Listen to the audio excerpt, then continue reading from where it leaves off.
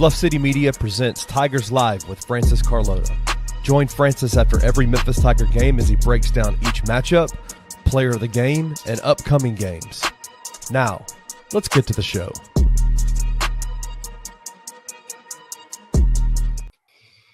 What's going on, everybody? Welcome to Tigers Live, presented by Bluff City Media. I am Francis Carlotta, joined by Kenny Stubblefield.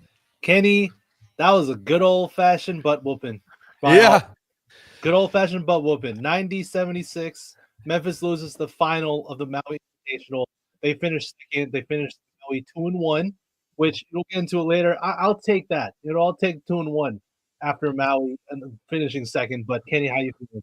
I'm good, man. Let's bring Roman in before they get to the press conference. But yeah, I mean, dude, like I think what you said is perfect. You go into that tournament, the deepest Maui tournament that the Maui folks have been saying that there has been, right? And they come out 2-1 in second place. I mean, yes, you absolutely walk away from this tournament holding your head high, saying, "Man, I don't think they overextended themselves or overreached or outplayed what they were supposed to." But I think with the level of talent that was in that tournament, I think obviously you walk away from it saying it's all good, man. Yeah. How you feeling, Roman? Yeah, I mean, yeah. For me anyway, this just says a lot more about Auburn than it does Memphis, at least for me. I mean, it's become obvious, I think, to everyone across the country that Auburn is the best team there is in college basketball right now. They have probably the best player in Janai Broom. They have the best wins, 3 top 12, AP victories over North Carolina, Houston, and Iowa State. And now they've just beaten a Memphis team that has maybe the best backcourt in the country with Tyrese Center and PJ Haggerty. A Memphis team that is going to be in the top 25 in the AP next week for sure, based off of what they've done here this week. Again, Auburn is the story coming out of this game. Really nothing negative here to say about Memphis. They mission accomplished, got the job done. If you told anyone, hey, Memphis is going to go 2-1 in this tournament and get to the championship game, I think anyone would take that in a heartbeat. So overall, nothing too negative here to say about the Tigers. Mission accomplished for sure. Yeah, Coach Wayne Kelly came in and said this game came down to one word: mismatch. It was that way at every position with the exception of PJ. Auburn is loaded. I mean, I agree. They are the best team in the country. They go into – I mean, just think about this, bro. Like if you have any doubts or any questions about the type of team that Auburn is, like the strength of their team – they went on the road to play Houston. Houston was a top 5 team in the country. On the way to Houston, before they got out of Alabama state lines, they got into a fight on the plane, had to turn the damn plane around, land it, get back on another plane, fly to Houston without the players that that were getting into a fight, and they went and beat the brakes off Houston in Houston. I mean, come on, man. Like, this team is tough. They are they're a good team. So, yeah, not surprised at all that Auburn won this game, even by the margin in which they won the game. I do think that there were some things that – I think there were some things that I saw in this game that still give me a whole lot of comfort, I guess. Not even comfort, but just an idea of this team. This Memphis team is extremely talented, and they did some things. They imposed their will at times, like they had against other teams. But Auburn's just better, man. Yeah, let's not be. We're not going to be overly pessimistic about this. On the bright side, Memphis didn't let go of the rope at any point in time in this matchup. If you walked away from watching that game, you thought, "Oh, Memphis gave up. They stopped trying. They stopped caring. They got blown. They got blown out completely without trying to make adjustments, without trying to make changes." Then you didn't watch the same game. That's just not what happened. Memphis tried their absolute best to win this game, and they just did it. Auburn was just more talented. It was a mismatch for Memphis, and Auburn had the formula They figured it out, the formula to beat a really good Memphis team. The formula was to face guard Tyrese Hunter, not let him get hot at all, not let him get any looks on the offensive side, and funnel everything to the paint and let PJ Haggerty hit contested shot after contested shot and say, good luck. Like, if you're going to beat us like that, cool. And that's what Auburn did. And that's not – go ahead, Roman. Well, I mean, another part of the formula is the fact that Auburn just has more bodies than Memphis does. Yeah. They weren't nearly as gassed. They weren't nearly as tired. I doubt the game is this lopsided if it's Memphis's third game, if it's not Memphis's, third game in 3 days. The first game being a 99-97 overtime thriller against UConn. Right. And then you had another physical, 40-minute battle against Michigan State. If Memphis isn't coming off of that, Auburn still probably wins, but I doubt it's this lopsided. Yeah, if Memphis caught Auburn in the first game with Maui, like say that was Auburn instead of UConn, I think it's a much closer game than what we just saw. I really believe that. So I don't think there's any reason to be mega down about what just happened. And last episode we had Matt Infield on. He talked about Memphis lacking. They didn't really have a lengthy wing. Well, Auburn has that in Chad Baker-Mazzaro, who did a great job on Tyrese Hunter. 6'7", athletic. That was the most length that Tyrese Hunter's seen really all season, in terms of just guarding him one-on-one. So, there are still positives to take away, Kenny, as you said. You should still be positive. Yeah, I mean, I think the having Chad Baker-Mazzaro on Tyrese really impacted Tyrese's ability to get his shots off. Now, I will say that didn't stop Tyrese from doing everything else, right? Like, giving maximum effort as he can. I mean, he's a fantastic rebounder for a guard. Plays really, really good defense, like what you talked about last night, Francis. You talked about his defensive ability and how he's really good at that. Tonight was just one of those nights where the matchups determined the outcome of this game. And so I will say that prior to the game starting, I had in our Bluff City Media Discord, after watching Auburn, I've watched Auburn quite a bit, and I'll be frank with you, I really like this. Before this game, I really like this Auburn team. I every time I see them play this year, I'm like, this is the best team I've seen, right? Like, this is the best team in the country. And they run. What's interesting about Auburn is they run really simple stuff on offense, but they run it really, really well. And there were some things that I noticed that the Tigers do on defense that made me go, okay, if the Tigers don't adjust off of this, they're going to get pieced up by Janai Broom. Like, he's going to piece them up. At the beginning of the game, Penny would send an automatic double team to Janai Broom, and that burned them. They got burned on that. He just burned. Then he adjusted to that and took away the double team. But then at the same time, then what happened is they would allow Janai to have the ball in the post for 5, 6, 7 dribbles. Boom, boom, boom, pound, pound, pound. The whole time he's watching, watching the cutters, watching those flex screens, watching all that. And he was just diamond off of that. Those little adjustments, those tiny little adjustments, I would have changed up a few things for the Tigers. Would it have helped the outcome of this game? Probably not, but that's okay. But there are some things that the tape of this, they are literally going home now with 40 minutes of tape against the best team in the country, where they're going to be able to see some things and go, this is what, adjustments wise, I would do differently.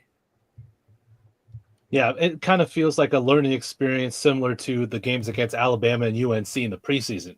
Yeah, Alabama is obviously very good. UNC is still a very good team, and this is kind of I'm getting the same vibe that I think Memphis is going to learn a lot from this performance, even if it was in a loss. But as you said, Kenny, that Janai Broom he's an absolute monster. He is so good. It's almost impossible to guard. I've been trying to think of comps for him for the past hour. Yeah. The best one I could come up with is a slightly less athletic and a better playmaking Obi Toppin. That's Oh, wow. that's the best comp I could come up with. Can y'all think of another one off the top of your heads to sort of push on the spot? Yeah, the Obi Toppin one is interesting because I think Janai is a little bit better of a playmaker, right? Yeah. Like he's a better playmaker. I think Obi's probably a better shooter, and he's got crazy bounce. Yeah. But I don't know. It'd be tough. Like I'm not the greatest at on the off the cuff comps. I'm not great at that. But Yeah. Roman, Yeah, do you have any, Roman? Roman ain't listening. Roman's working on press conference stuff. No. It's not that I'm not listening. It's just I'm actually having some connectivity issues right now. Okay. But, Good. Well, you look good. And you I sound don't really good. think too much about pro comps, to be honest. Yeah. All good. Yeah. I just Okay. just something that came to my mind. So Yeah. Obviously, at least that. Obi's definitely more athletic. I see it in the comments. Obi's way more athletic. I understand, but Janai is also athletic too. He got up multiple times with some slams. Yeah. But I'm talking about more of how they use their bodies in the post. Yes. They have a similar body build, and they have both really great touch around the rim. So that's where I'm coming from. But either way, yeah, he's a hell of a player. Janai Broom is so good, and not just Janai. Auburn doesn't seem to make a lot of mistakes. Yeah. Period. They're just Jay Bill's compared them to Houston, and I see it. It's a very similar type team, and so Auburn, again, you can only tip your hat off to how good Auburn's been. You can't be upset about Memphis at all. And what's the biggest takeaway y'all got from this game regarding the Tigers? Would it be the lack of depth? Would it be needing a wing to kind of match up with another team that has a wing, like Matt said last time? What is the biggest takeaways from y'all for Memphis? They're probably not going to play a team as good as Auburn the rest of the year. Oh, I didn't really see a. Go ahead, Orban. Oh, okay. I'm sorry. I didn't really see a lack of effort per se. I mean, I just saw a team that was gassed. Yeah. You know, from the jump. I mean, like we mentioned before, Auburn, yeah, they may have had less hours of rest, but they simply have more bodies to throw at Memphis than Memphis does at Auburn. When you're playing, a 7-8 man rotation, one of the the consequences of that is if you're stuck in a situation where you're playing great teams on back-to-back days like you are here, you're going to find yourself in a spot where at some point you're just not going to be able to keep up anymore. Now, the good news for Memphis is that they're not going to be in this type of situation again for the rest of the year. Yeah, they have the AAC tournament later in March, but you're not facing Auburn and UConn and Michigan State in those games. You're facing like Wichita State and FAU and North Texas and teams like that. And yet, like even in the NCAA tournament, you are going to have at least a day of rest in between those games in the event that you win. So Memphis will literally not be in this type of situation again for the rest of the season. So again, we've kind of rehashed it. This is much more about Auburn to me than it is about Memphis. I mean, Auburn came out with a great game plan. Bruce Pearl had his guys ready for this one. The Tigers just didn't really have an answer for Janai Broom, which is something that I anticipated heading into this one. Because, I mean, the only way to really defend him if you're Memphis is to foul. And given how, I guess, just weak and thin Memphis's front court is, thin is the better word there. It's just not something that just wasn't something they could really afford to do. So it was really, a rock and a hard place for Memphis in this matchup against Auburn. I mean, I think we're going to see Auburn do this to a fair amount of good teams throughout the season. Yes. I would say that they're probably going to end up being the national championship favorite going forward based on what they've done this week. They've done it. They've done this to 3 top 10 teams in the country already. Like this is not they didn't come out and just blow Memphis's doors off and haven't done it to anybody else. Like if this had been like Dayton, then I would have some concerns if Dayton had come out and beat them by, the points that they had, the amount of points that it was. But this is a team that's done this to everybody. They're a really, really good team. And I think as what we have seen, I think I struggle. I'm like most fans in that I struggle to not make broad assumptions about teams. Like I don't want my opinion about the roster, opinion about this team, specific players, anything like that to be changed because of this game. Because like I said, they're not going to see another team like Auburn the rest of the year. Like that's it. And so it's like I'm seeing in the comments, folks are saying we need a real wing player. Colby Rogers has been fantastic for this team this year. He's been great. He has been He's fantastic. honestly been. I think Colby Rogers has exceeded expectations. To be honest with you, I agree. I would say he's exceeded expectations. I think there is a need for more depth all around on this team. That is very true. And Penny has talked about this in terms of wanting to, possibly look at the transfer portal for somebody in December or January. And I think he still will probably do that. I don't think that's something that he's just not blowing smoke on that. But this game and what we've seen does not change my opinion on how good I think this Memphis team is. I think this Memphis team is going to be, they're going to challenge and they're going to beat a lot of teams this year with the roster that they have in place already. I mean, they are a fantastic shooting team. Yeah. And you got to remember, they had to let go of a player just a couple days before the regular season even started. And to think that, they had to deal with that, they had to deal with the coaching staff turnover, the anonymous letter, we've rehashed that over and over again. But to think they've gone through all of that in just the past couple of months, and now they're here with one of the best resumes in college basketball, with one of the best backcourts in the country as well, with a good chance to not only get back to the NCAA tournament, but be a pretty consistent top 25 team throughout the season. You got to be. I don't think there's anything you can really say to detract what Memphis has done, even with today's loss. Francis, coming in, if you had looking at the schedule prior to the season, if you had told me that the Tigers with this non-conference schedule would be 6-1 in this non-conference schedule, that would be pretty impressive, right? Like, we'd be pretty excited about that, wouldn't we? No question. Also, I think my apartment just has a fire alarm go off. I don't know if y'all can hear that. I thought that was a siren. Yeah, I thought that was a police siren. That is in my apartment, and I don't know if that's a drill or not. So I should probably go check it out. Go check it out. If we have to leave the building, I have to leave the building. So all right, we'll see you in a second. Come back in a little bit if you can. Okay, sounds good. Oh, sorry. There we go. All right. I know you got to leave too, so I'll leave. I don't got to leave yet. Okay, cool. Well, we'll open this up to comments, and I can answer any questions, and Roman can answer any questions. But, Timo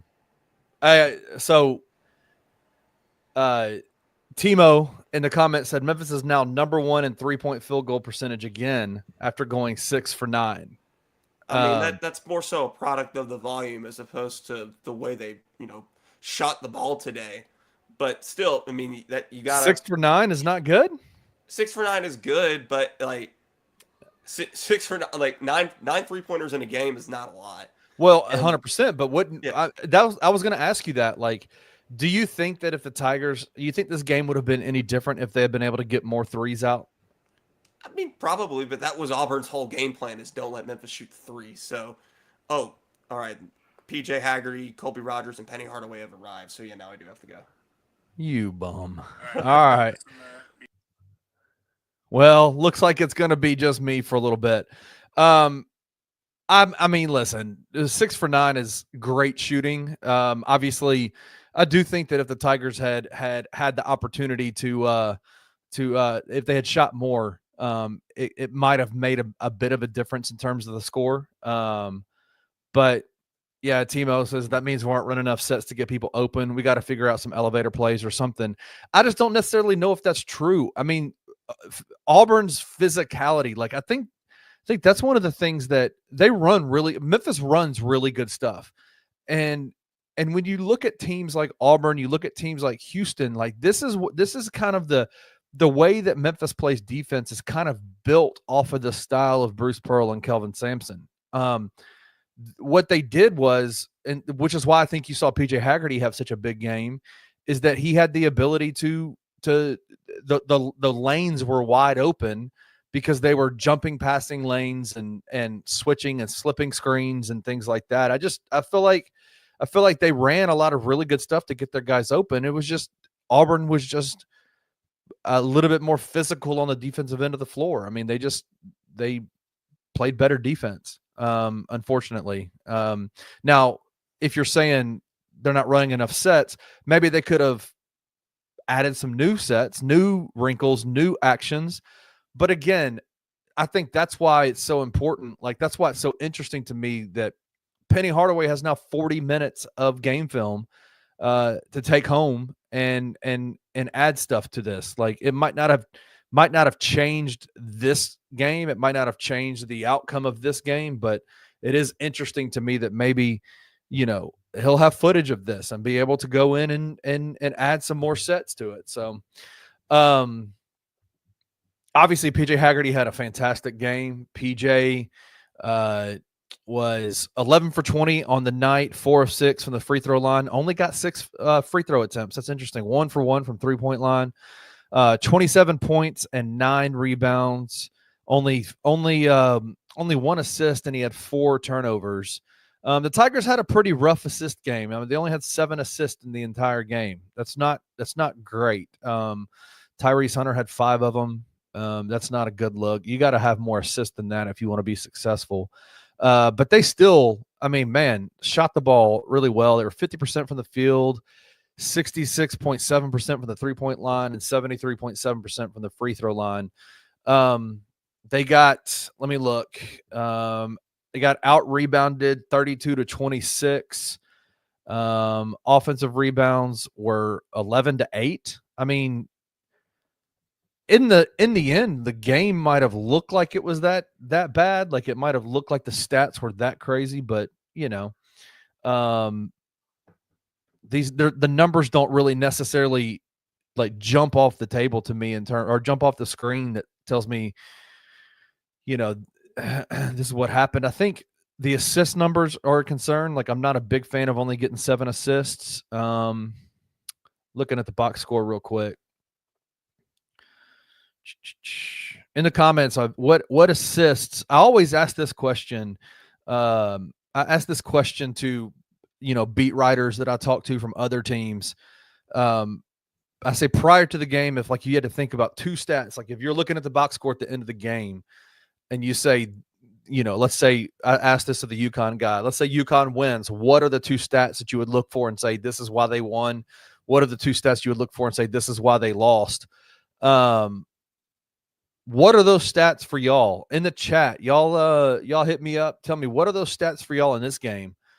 Timo says offensive rebounds, assist to turnover ratio. Yeah, I would say that. Let me look at the turnovers. 11 turnovers and 7 assists. Yeah, I mean, if you are underwater in turnover assist ratio, then that's not good. That's not good. I think a lot of that could be potentially the product of tired legs. Francis Carlotta said, real fire alarm, got to evacuate. So Francis will not be back. Hope everything's okay over there. Sounds like it's a dorm room type situation. Got to evacuate. Anyway, yeah, a lot of that could be a product of maybe 3 games in 3 days.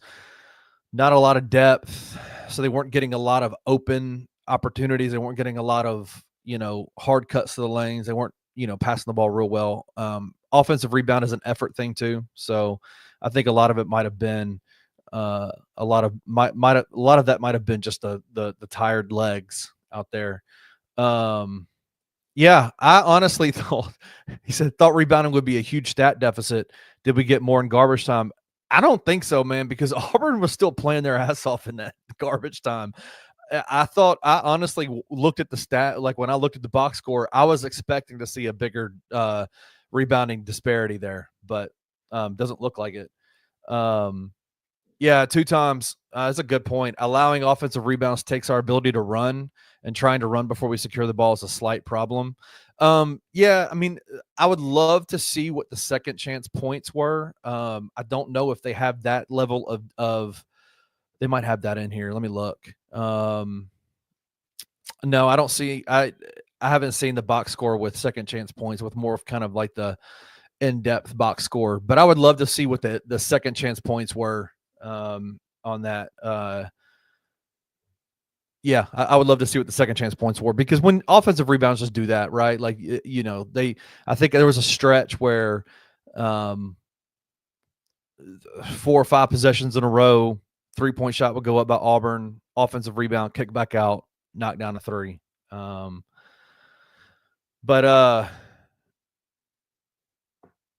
I don't know, man. I see this healing of self-love. I think we played a little scared on D, and that's kind of been what you've been saying in the comment section. We played a little scared, a little tentative. I don't know, man. I don't know. Scared is a tough word to use for athletes that are at as high a level as these guys are. So they just were on their heels a little bit. I don't know. I think a byproduct of it, Penny talked about it before the game. He talked about, or before the week, that he said, got to figure out a way to get my guys rest. 3 games in 3 days is going to be tough. I mean, the Tigers will never have to do that again this year. So not even in the NCAA tournament or in the, I guess potentially in the AAC tournament, but yeah, I think, and if we wanted to get to this, kind of the moment of the game is exactly what Healing and Self-Love said. Let me bring that back up. Let me find this. You can't afford a slow start on the best teams in the nation. Yeah, I mean, what was it, 9-0, almost off the rip. That to me was the moment, right? Like that was when it kind of, you're just against a team like Auburn, you're just not going to come back from that. The Tigers fought back. They played well. They got it. They took a punch. They kept punching back. They got their licks in. They got it to within 5. I think it was 23-18. But yeah, I mean, I think that they are. I think that moment of the game for me was just a slow start. DWW says still felt like a little too much ISO ball, grasping for straws. Yeah, I think I understand what you're saying, and that's kind of I think that's a byproduct of Auburn's defensive intensity, their pressure. Because you saw the Tigers running for the first, probably 20-25 seconds of the shot clock. They would run good stuff and try to get good, open shots and open players and things like that. But then it would just devolve into ISO ball because you had to get a shot up. So yeah, I didn't see a whole lot of outside of the fact that PJ was having a hell of a game. He was definitely getting some on-ball screens and taking it to the basket and made some pretty nice assists out of that play. If that's what you're talking about in terms of ISO ball, I can understand that. But in terms of like what we normally would just look at, one guy coming down, the next guy coming down and just, taking up a whole possession shot clock, trying to get off a shot, without passing, that didn't happen a whole lot. The Tigers definitely fought to run their stuff. They just got moved out of their stuff a little bit. Let me see. Player of the game. Obviously PJ Haggerty for the Tigers. If you are player of the game for the whole game, obviously Janai Broom. He might be the player of the year. Truth be told, he might be the most dominant player that's in college basketball right now. So,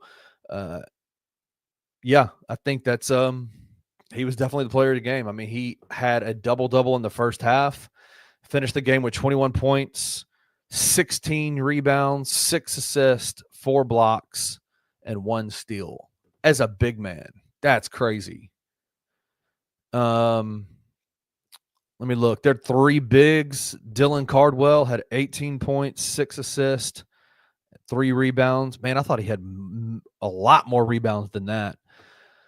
Then Chaney Johnson, their other big that came off the bench, their third big off the bench. He had 9 points, 2 rebounds, 1 steal, 1 block. And that, yeah. It's kind of hard when your bigs are doing that to you.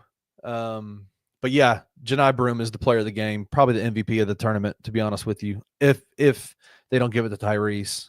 But Anything else, man? It's been 30 minutes. I don't want to stay on here too long, just by myself. Again, I saw a lot of people on Twitter, a lot of people on in our Discord, the Bluff City Media Discord, talking about the Villanova game last year. And I want to speak to that for a second. I hope that you can see that while the 2-1 record is the same from this Maui Invitational as it was in the whatever it is, Battle of the Bahamas or the Battle of Atlantis, Battle for Atlantis, last year. The 2-1 record is the same, but these two tournaments were not the same, and these two Memphis teams are not the same. I do not feel. While we can be frustrated, I think Memphis fans, we can be frustrated with the fact that the Tigers lost, that they didn't ultimately bring back home any kind of championship from Maui. I really do hope that you can tell and see the differences between these two teams, the intentionality of this team, the togetherness of this team, as Francis said at the beginning of the show, the unwillingness to let go of the rope. The fact that no matter when they were down by 20 points and kept fighting and clawing back. The way that this team plays is different from the way last year's team played. It felt like in some of the big games last year, you needed a really special offensive showing from a player to secure the win. And while this team has fantastic offensive players, I really do believe that PJ Haggerty and Dane, Tyrese, and Colby provide a hell of a scoring punch for this Tiger team. Their identity is in their defense. I asked Coach about this a few weeks ago. I said, it feels like to me that one of the main differences between this year's Tigers team and last year's is that when things get tough, you guys fall back on your defense. Like your idea, like how can we impact the game on our defense to close the gap? Last year's team was not that way. Last year's team was, how can I get the best shot possible so that I can score as quickly as possible and get back in the game? And what's crazy to me about basketball, as somebody who's played basketball my entire life, is that no matter where you are, no matter what gym you play in, no matter what league you're in, no matter where you are, defense travels. Offense does not. One thing you can count on when you have a good defensive team is that no matter the environment, no matter where it's at, if it's in some gym in Hawaii or at the FedEx Forum in a few days, if your identity is in your defense, defense will travel and you will play. You will have the same kind of results quite a few times because of your defense. And that's what I think is the big difference between this year's team and last year's team, is that was not the identity of last year's team. And it is this year. Wayne Kelly said, and so I say that to say, just to kind of wrap it up. I really hope that, and I'm seeing it in our comment section, that there's not a lot of despair over this game, right? Like last year's Villanova game. I think that I would hope that we're able to look at it and just say, man, we got 3 games in 3 days and ran up against the best team in the country and still fought our asses off. And that's all. Like that bodes well moving forward. And ultimately, Tigers are 6-1 on the year, headed back to the FedEx Forum, where they will be playing. Who are they playing next? They're playing Louisiana Tech next on December 4th. And that's going to be a tough game. They got the next upcoming games. They've got Louisiana Tech on the 4th, Arkansas State on the 8th, and Clemson at Clemson on the 14th. And then they go to Virginia, and then they play Mississippi State back in Memphis. what's crazy is I was talking to somebody yesterday, and they said they were talking about the KenPom rankings. They said that the team with the worst KenPom ranking that they will play for the rest of the non-conference schedule is not Louisiana Tech. It's not Arkansas State. It's actually Virginia, which is crazy. Oh, that's good. I wanted to let me ask you this. Timo says we will be ranked and no one will be sleeping on us. If y'all had to guess, what will the Tigers be ranked in the next poll? Will they be ranked? What do y'all think? I saw Gary Parrish had them in the number 13 in his top 25 and 1. Do y'all think 13th, or do y'all think somewhere in the top 20s, in the 20 to 25 range? Where do you think they're going to be? Timo says 17 and 18. I saw somebody say that if the Tigers had beat Auburn, that they would have come back to Memphis as the number 1 team in the country. And I'm like, yo, slow down. Coach Wayne Kelly says top 15. I tend to agree with that. I think they'll probably be top 15. Yeah, they drunk. I agree with you, Timo. They are drunk. But anyway, hey, listen, I'm going to get out of here. I'm going to go spend some time with the family. I've been in this office for 3 straight days watching basketball. Got to go spend some time with the family. But what a good weekend what a good week for the team. 2-1, coming back home to play Louisiana Tech next. 6-1 on the year. All positives, man. All positives. So thanks for tuning in. Listen, we will see y'all next time when Francis will be back. Hopefully nothing burned down, but we will see y'all soon. Thank you for listening to this episode of Tigers Live. If you enjoyed this episode, like and subscribe to Bluff City Media's YouTube page. For comprehensive coverage of all things Memphis sports, head over to www.bluffcitymedia.co and find out how you can become an insider. We will see you back here next time.